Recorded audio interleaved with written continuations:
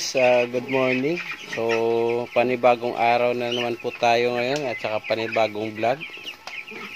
So, update tayo guys sa ating 45 days na nasa 23 days old na po ngayon.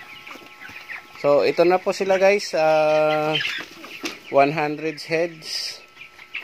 So, mayroon tayong mortality ngayong umaga na na stroke.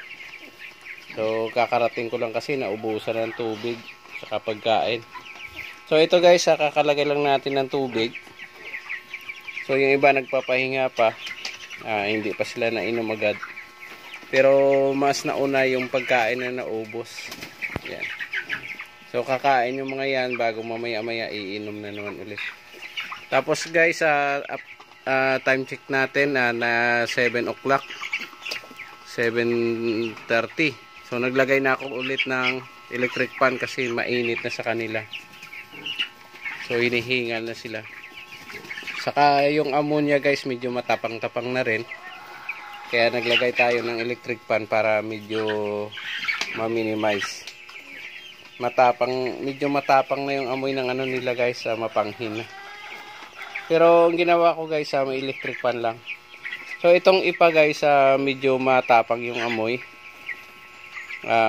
Hindi siya amoy ipot pero siya yung niya, yung ammonia medyo pero try pa lang naman tayo na mag-alaga sa ipa.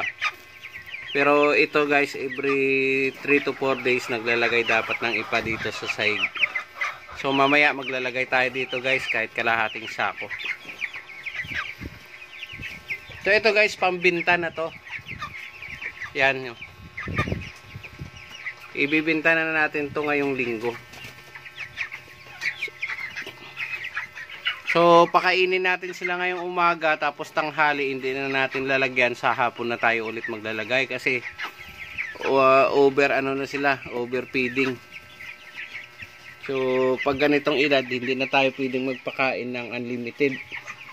So, inuunti-unti na natin na konti lang ang ilalagay. So, ito naman guys yung ating special child. Lagyan natin siya ng pagkain. So, kawawa rin yung yan. Dito lang siya, hindi na siya nagalaw. Diyan na rin siya natae. Kawawa rin naman kasi yan. So, ito guys yung pagkain nila. Sa maghapon, 24 hours, isang ganito. So, isang sako natin, 5 araw lang. 5 araw lang nila inuubos. So, yung 100 heads na to, napakalakas talaga kumain guys. So, ang lahi nito ay Cubs 500. So, kung mapapansin nyo, kalbo yan. Kalbo yung likod. Busog ka na? Kain ka na doon. Ito yung lagi nalapit sa akin eh.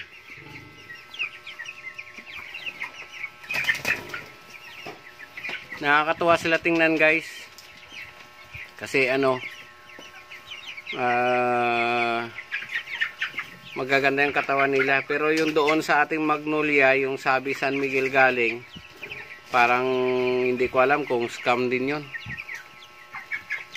So 100 plus na yung namatay. Saka mabagal siya lumaki guys. So ito legit ang ating, dahil evaluation pa lang naman, legit ang ating dito. Ang ating agent. So yan.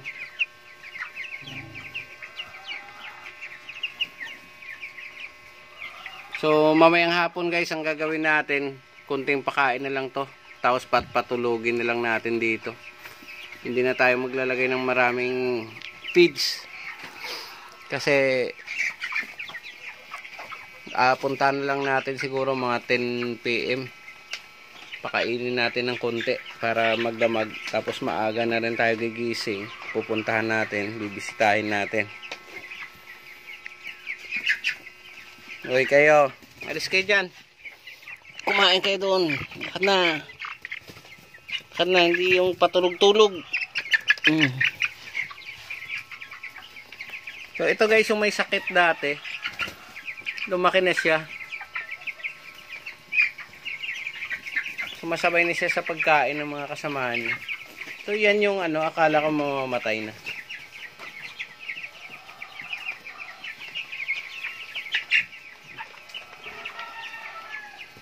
So guys, pag may budget tayo, bibili tayo ulit ng pakainan na ganyan. Kasi ito, para sa sisiw pa lang to.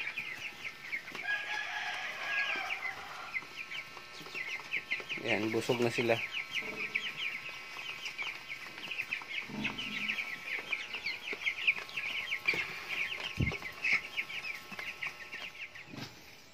Guys, ito, bisitahin natin ulit yung ating 45 days old.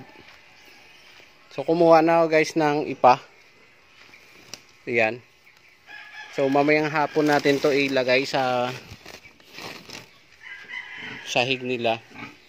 Kasi nga sa ngayon mayroon pa naman nakalagay na ano na electric fan. So ganito guys yung gawain ko rito.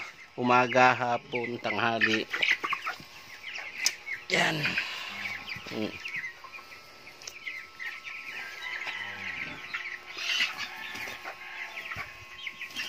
Ganyan sila guys, so namumula. Hinihingal kahit may electric fan. Pero ano na yan guys, maraming tubig.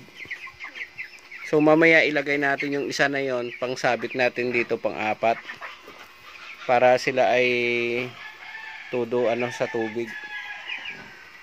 So guys, kung walang electric fan, ito sigurado mamamatay din yung iba dito. So yan, napakalaking bagay nitong electric fan natin. Tapos ang gagawin natin dito guys, patayin natin tong ilaw. Saglit.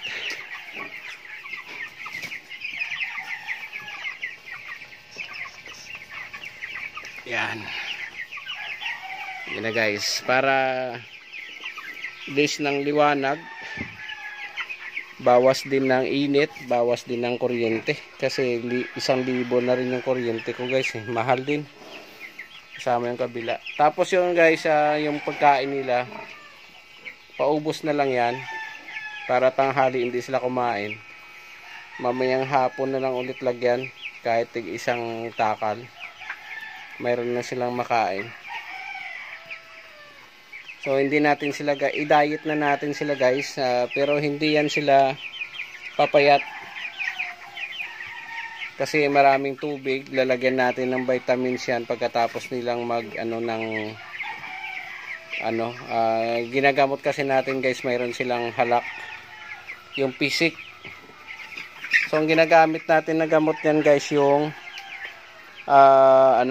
ambroxetil para sa halak. Pero improving siya guys, wala nang halak, pisik na lang ang konti. So yan guys, so halos hindi na naalis yung iba sa tubig yan. So ito guys, expected natin 1 oras ubos na yan. Ito mga alas 3 mamaya, balikan natin, palitan natin ng tubig. Tapos alas 10 ng hating gabi, tubig na naman ulit. Kung may tao guys sa kakain sila.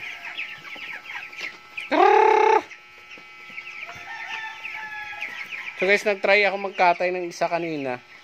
Ang hirap tanggalin ng balahibo. Hindi tulad nito oh.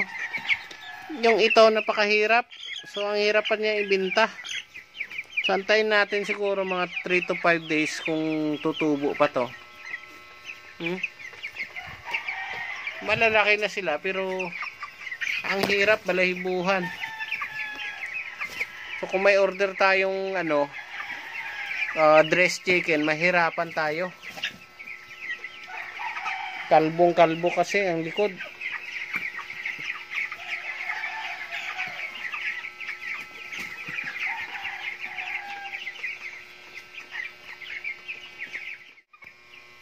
So yun lang guys, yan ang electric pan natin, nag-iisa.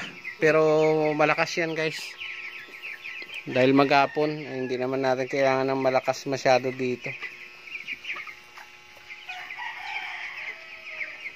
So pakita ko sa inyo guys yung itsura nito sa labas. So ito yung aking pinto. Parang ano ako dito, pero nakakatayo ako dito guys sa taas. Sa ilalim pala. Ang height nito ay 5 feet. Yan. Kakatayo pa ako, mababa lang ako guys eh. So ito guys, hindi pa natin nalinis oh. Sabay na natin to linis pagka nabinta na to. Sabay na disinfect. So yun guys yung ating isang may sakit to na hindi makakatayo. Kawawa naman siya. Pero hindi pwedeng ano yan eh. Hayaan natin siyang mabuhay.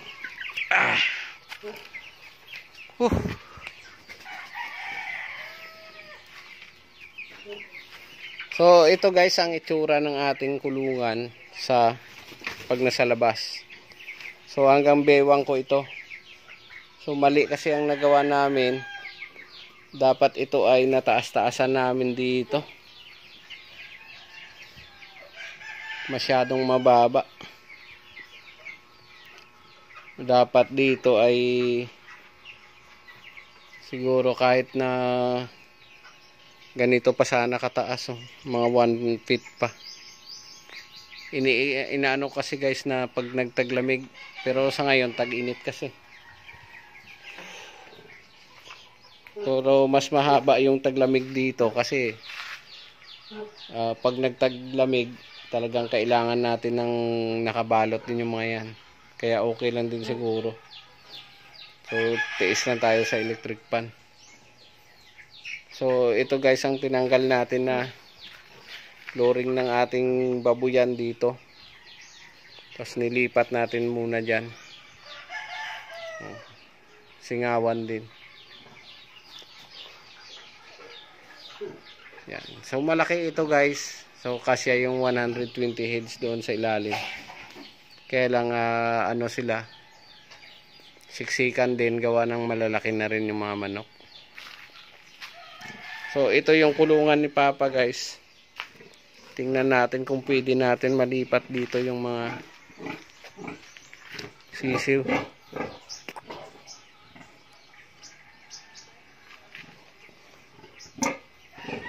Kung ito naman ang gagawin natin, magdadagdag tayo. So ito sana, arborin natin to. Subukan natin arborin. So guys, dito sa probinsya, ganyan talaga. Buhay tayo dito.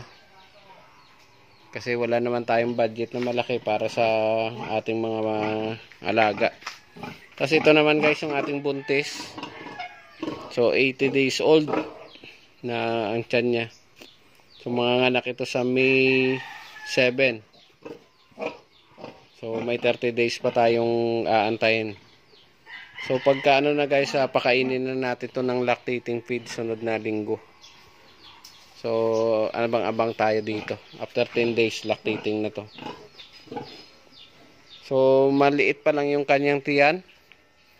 Hindi ganun kalaki, pero sa tingin ko maraming laman yan.